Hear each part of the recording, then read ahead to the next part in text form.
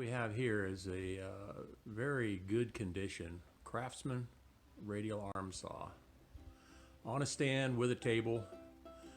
Just recently bought this. It's in excellent shape, not a wiggle, not a rattle anywhere, anything. Just needs to have a new tabletop put on it, and that's no problem. So the question is, how do we take and make best use of this radial arm saw in the shop as it is today? What we have is one wall here that is underutilized, and that wall is approximately 19'4" in length. So my intent is to have the radial arm saw on this wall. So the challenge is, how do we make best use of this radial arm saw in a space like this?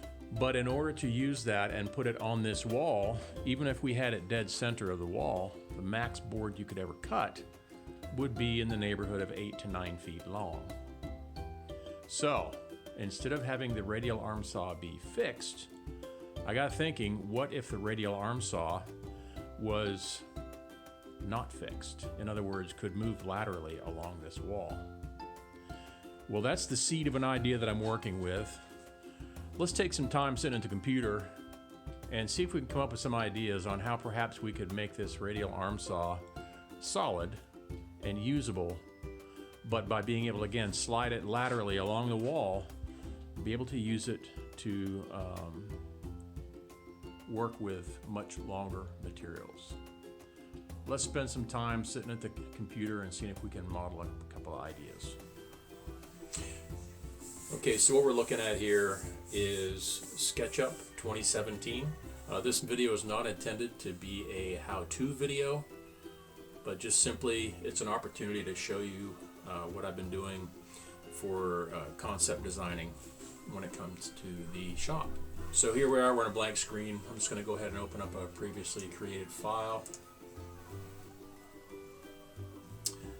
Okay, so what we're looking at here is a 3D rendering of my shop. For instance, it is currently a block building with a framed second floor and a metal roof. However, this outside landing and stairs do not currently exist. That's a future project. What I've done with this drawing is I've actually drawn an original that I intend to leave as a baseline. That way, if I make any changes to the duplicate, the original won't be affected. So I just simply copied and pasted into space here a second version that I can mess with as I see fit, leaving the original intact. So what I want to do first is hide. That's a nice feature. You don't have to delete in order to see things in detail. You can simply take things that you've drawn and hide them. So I am going to selectively, I've grouped some items. You'll see that with just a couple of clicks I can make a lot of things disappear. Second floor I'm going to disappear, which also included those exterior stairs and landings that I've drawn in. For now, let's make the surrounding landscape disappear. Right now I'm going to hover around here and show you in general terms, the layout of my shop as I intend it to be. Just inside these double doors, I have an existing table saw, a cabinet style shop table saw that will sit in this general vicinity. It's on casters, so I can move it out of the way when it's not in use. Two sets of fixed metal shelving here in this corner. On the road side of the building, or the wall opposite the double doors. Again, on casters I have a bandsaw, and whereas this cart has not been built yet, I will have my drill press sitting on a wheeled cart as well. This leaves me on this wall, this column here exists, and so I drew this in here just to give myself a sense of scale and location to make sure that where I place things will work from a usability standpoint. As mentioned earlier in this video, the radial arm saw, I intend to take it off of its metal base. So here I have this drawn to scale. It's a downloadable item out of the sketchbook catalog, so I didn't have to draw it in this detail. Same with the other tools.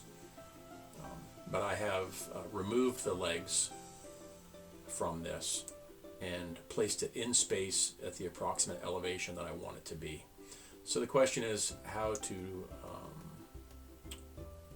build this, how to make this in such a way that it maximizes functionality and makes best use of a very small space.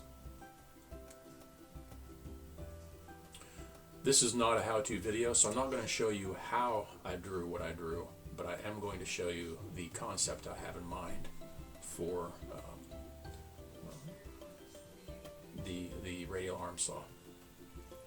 Let me go ahead and unhide everything again. Okay. And I'm going to go over to the original since I've already drawn this. Let's just go to the original.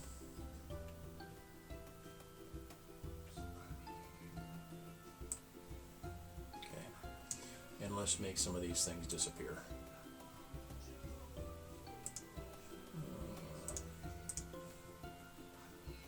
Hide.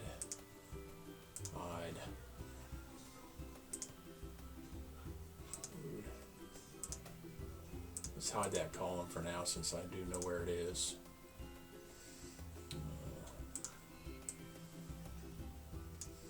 And let's make some of these interior features disappear for now. Hide.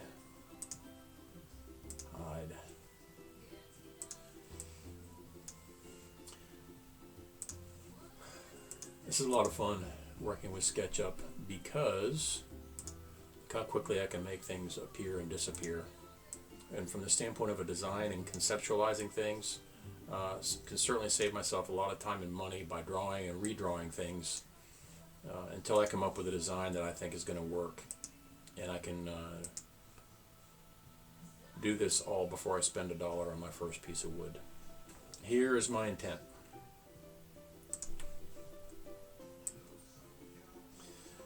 I want to have the radial arm saw sitting on a workbench that runs effectively the length of the wall, with the exception of 2 workbenches that I want to have, one on each end at right angles to the long workbench, and they are going to be elevated approximately 5.5 to 6 inches higher than this lower workbench. The intent of that is to have the elevation of these workbenches finish out at the elevation of the tabletop on the radial arm saw. This will have the effect of making these workbenches, one on each end, can double as work supports when utilizing long materials. In order to make this work and to even handle the depth of the radial arm saw, this workbench here will need to be 27 inches deep, and so I will also make this, the top of this workbench, 27 inches deep. As you can see, the lower shelf underneath, I'm going to take that and use the balance of the plywood rip. So in other words, on a 48-inch sheet, I'll use a 27-inch rip for the top, which will leave me a 21-inch rip for the second shelf, fully utilizing a 4x8 sheet. This will also double with the ability to give me about a 6-inch depth difference, which so that I can, if I want to sit up to this bench with a stool, this will give me some knee room while still maximizing the storage on that lower shelf. As I build it, there might be some minor changes, but by looking at this in SketchUp, you can see the concept. And another feature of this, if you'll notice on this long workbench how I mitered or angled back.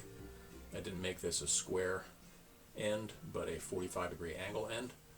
This has the effect of giving me the ability to not have a long reach to reach back into this corner, but yes, I can effectively stand in this triangular shaped cavity. It allows me to more fully utilize my workspace when I'm not using it as a material support with the radial arm saw. So that's a very quick, fast and dirty overview of the concept I have in mind. This also gives me an opportunity to just show you very briefly in SketchUp some work I've already done to draw my shop and use it as a planning tool to figure out workflows, tool locations, and again, as you can see, it's such a small space. Even planning the design of my individual components, putting them on casters, or finding other ways to maximize the space using collapsible or dual-purpose spaces. Okay, so you've seen the concept. Let's go back to the shop. So what I have here is a workbench that goes almost wall to wall, set at an elevation so that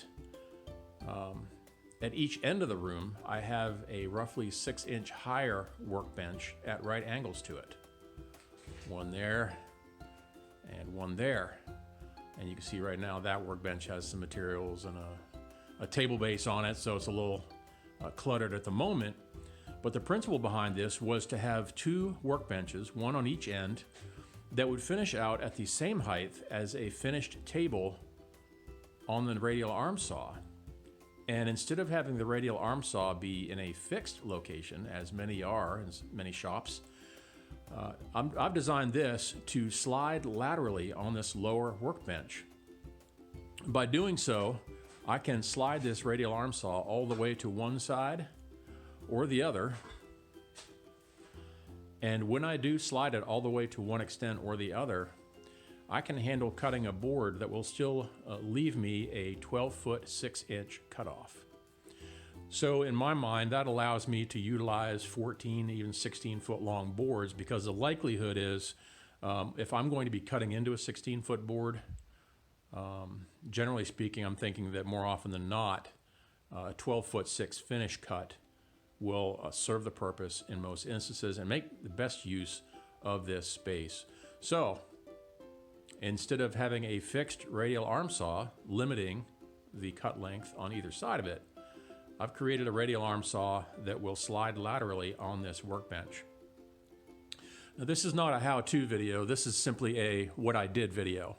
So this will be a fairly short one, but I just want to show you that I took this off its base and utilized some of the L angles that connected the saw to the base, and essentially, if you can see under here, bolted them on to the sub base, and those L angles now are serving as skids. So I can simply just grab onto this new table and push it back and forth, and it slides fairly easily on this, basically like a CDX type plywood top.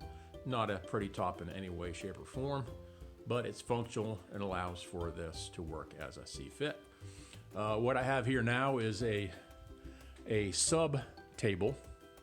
This is not the table that you'll be seeing in future videos where I'm using this saw.